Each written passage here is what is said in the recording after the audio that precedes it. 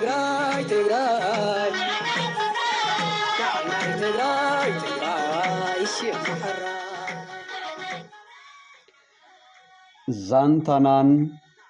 على ويانان كند ملعلي ويانة تجراي اتجزأتي شوان تجراين عبل علي تجارون نويح عمتات زوردو قفعن بدلني بعلتهم سلام كاليومنا بتغلالو أبزا مريت عدبنا خين نبر كين قسن غيرمنا عشان كوايدو فتح بزلو ومن قد خم حدرو ناس كم سب كريونا ون أيدليون نيرم نمكرانا بزيحهم حلوف بدلاتنا قسقيسهم انبلنا خنبلهم زقبرونا بعلتهم يوم يمنا مكران سقاين تغنن ندلون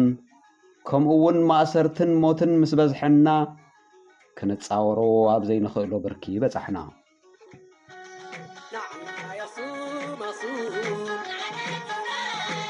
نعم يا صوم صوم تاريخ كسر انتاي غبرو يوم زبلونا زلو انتنبل ناي چنقي انتاينا خنغبر يلنا نام مخري اتنا ازيون نتوابوش تناز تدغوله كاب ولدنان قدم ولدنان نتحيزو زصنحنا ابلعلي حزب تግራይ ትግርኝ ዝወረደ ግፍዕን መከራን ዝበዝሖ ዛንታና خنطمت كنواغع ተገደድና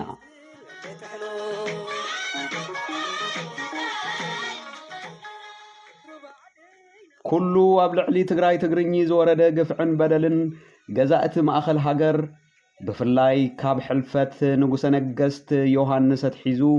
حاصي منليكن صعبتومن زمحازوون زفصموون سري كل حدا بحدا كنزتيرلو تجددنا ابتو غيزي زنبرنا كلاتنا ببغزانا ولدنا نازنتولنا زباصحنا فتو تاريخ قفعن مكرانون نايت مال سلازنبره نخلينا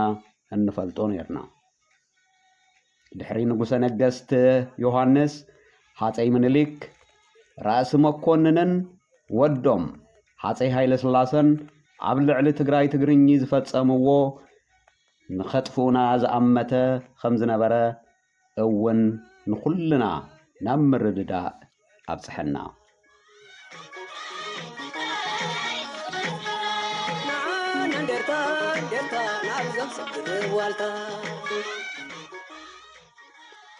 كامتما كاب غزي منلي كتحزو مالتيو زي تغبره ነገር يلن بزح غيراتهم بزح زحالف ذكرنا زتنا ازيون نغوس نغست يوحنس من تهاجروم حزبو من هايمانوتومن عمتما بدربوش كسادوم تقوريصو نسودان انتخد منلي خبديس አበባ ኮይኑ ኢዱን እግሩን አሪሙ نطفات تግራይ እና ተቋመተ እንተይ ሓገዘ እንኳዳስ ነትግራይ ትግርኝ خمقاقልን عد خشطن وشطو مستليان يمكر نيرو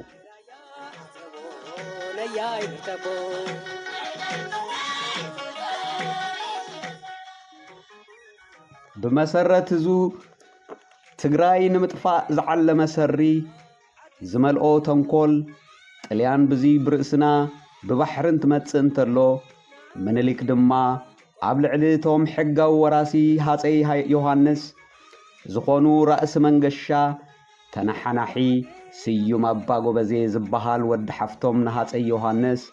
نتግራይ بمشام كلتيوم كواغون تግራዋይን نحدحدو كوادان غبره بزح حساب تودأ امونغو حوات دمنت تتخلى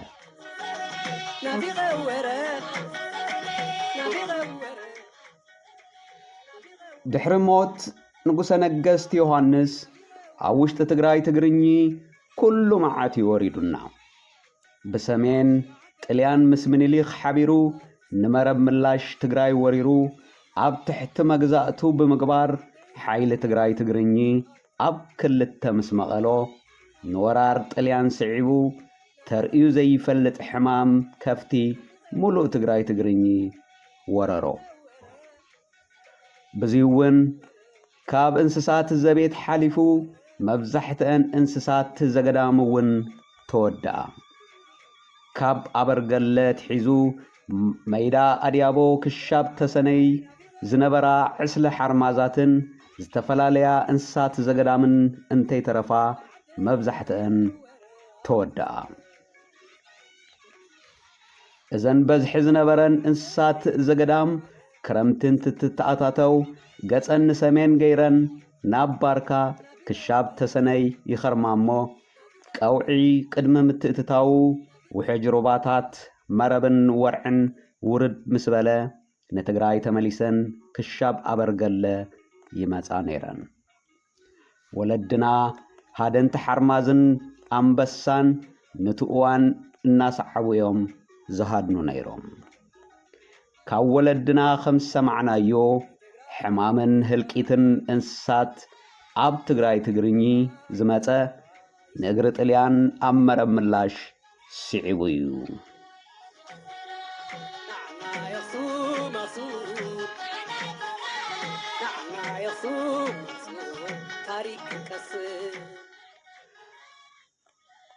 እዚ ኩሉ ህልቂት እንስሳት ኣብ ትግራይ ትግርኝ እንትበጽሕ ምንሊኽ ኮነ ሰዓብቱ ንገጽ ትግራይ ቅልቅል ዘይምባሎምን እቲ ሕማም እንስሳት እውን ኣብ ትግራይ ትግርኝ ጥራሕ ምውራዱን ወለድና ጥልያንን ምንሊኽን ክልቲኦም ሓቢሮም ንኣና ንኸጥፍኡ ዘምጽእዎ ሕማም እዩ ይብሉ ነይሮም ብሰንኪ ህልቂት እንስሳት ኣብ መብዛሕትኡ ትግራይ ትግርኝ ብበዝሒ ብህይወት ዝተረፋ እንስሳት ኣድገ በቕልን ኣፍራስን ስለ ዝነበራ ብድሕሪኡ ኣብ ሓደ ከባቢ ብኣድገ በቕሊ ማሕረስ ክገብር ዝተገደደ ህዝቢ ነይሩ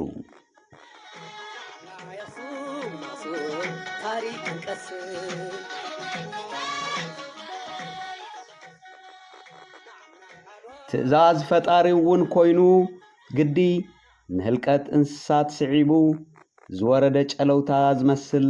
ተርእዩ ዘይፈልጥ ተላጋቢ ሕማም ወራረንበጣ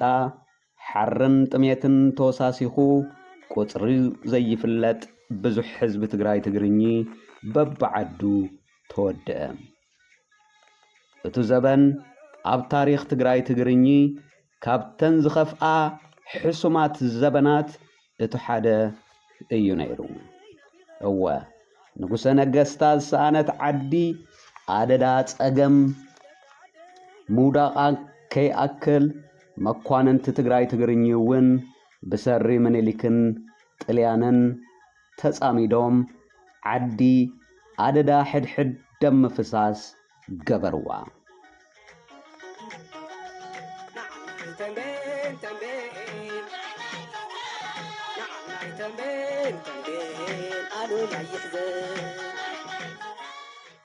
ሽዑውን ነይሩ መኳንንቲ ሸዋ ንኺድ ትግራይ ተዳኺሙ እዩሞ ኣቲና ነገብር እንተበሉ ነጽናሕ ደኣ ኢሉ ምኒልክ ኣብ ልዕሊ ጥፍኣት ትግራይ ምስላ ዝመሰለ ትግሬና እሳት አንድ ነው እሳትም ነዶ ካላለቀ ትግሬም እርስ በርሱ ተዋግቶ ካልተላለቀ አይገባም እንትብል ንህልቀት ትግራይ ዝነበሮ ድልየት ብዕሊ ዘፍለጠ እዚን ክንድዚዩን ካብ ወለድና ጸንሐና ኣበየ ገዛውትና እንትጽወ ዝነበረ አልዒልና ኣዋጊዕና ኢና ነዚ ኩሉ በደሎም ክንዝርዝር እንተለና ብቂም ተላዒልና ሕነን ምፍዳይ እንተይኮነስ ካልኣይ ከይድገም ክንብል እዩ ነይሩ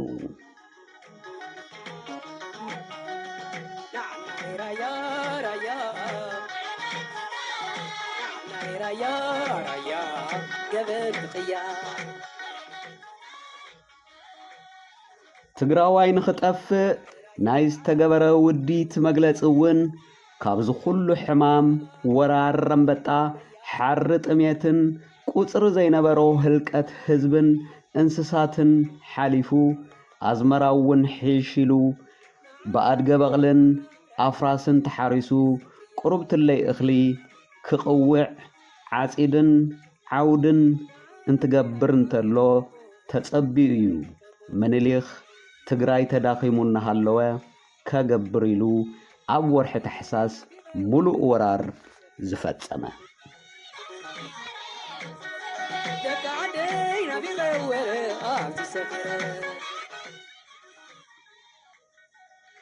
كاملو هاجر عكيتو تختيتو أما غلب مسفار عدي أطفوه قدموون كاب شوان تنقلو سنقخا كاب تግራይ እዩ ኢሉ ዘኽተቶም ዓቀይቶት ምንሊኽ ኣብ ገዛ ንዝረኸብዎ እኽለማይ ወዲኦም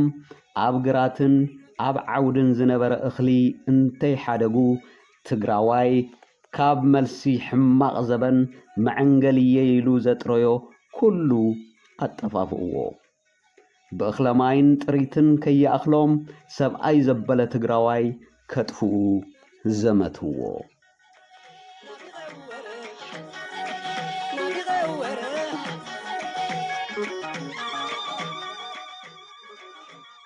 ምንም ዘይኣበሱ ብዙሓት ተጋሩ ሰብኡት እናተሃደኑ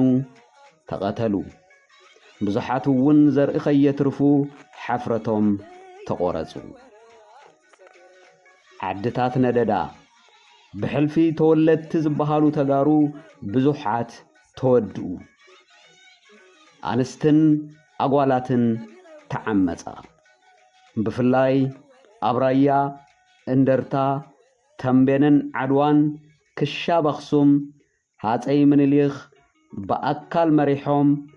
ብምኽታት ዘይፈጸምዎ ግፍዒ ኣይነበረን